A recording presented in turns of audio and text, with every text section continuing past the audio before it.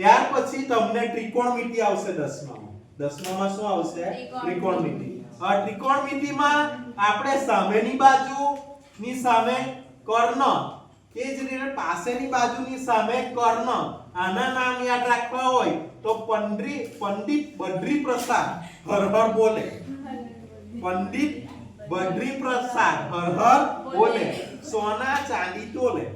સોના ચાંદી તોલે. આ નામ યાદ રાખવાનું છે.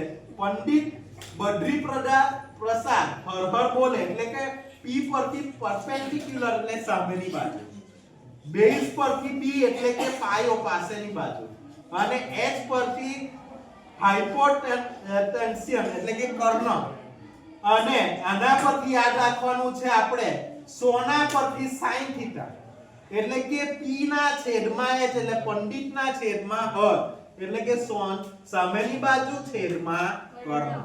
તે જ રીતે કોષ એટલે કે ચાંદી એટલે C એટલે બદ્રી પ્રસાદ. બદ્રી પ્રસાદ એટલે હર પાછળ હર એટલે કે પાસેની બાજુ છેદમાં કર્ણ. ત્યાર પછી તોલે પરથી T પ્રસાદ તોલે એટલે કે P એટલે કે સામેની બાજુ, અને B એટલે બોલે એટલે પાસેની બાજુ. આ નામ યાદ રાખી શકીએ.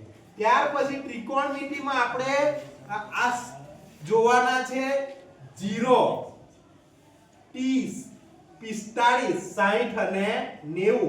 આટલા આપણે ખૂણા જોવાના છે. 0, 30, 45, 60 અને 90. આપણે આંગળીના પરથી યાદ રાખી શકીએ. આ ટચલી આંગળી છે જેને આપણે 0 કહેવામાં આવે. અનામિકા આને 30 કહેવામાં આવે. મધ્યમાં આને 45 કહેવામાં આવે. તર્જની આને 60 કહેવામાં આવે.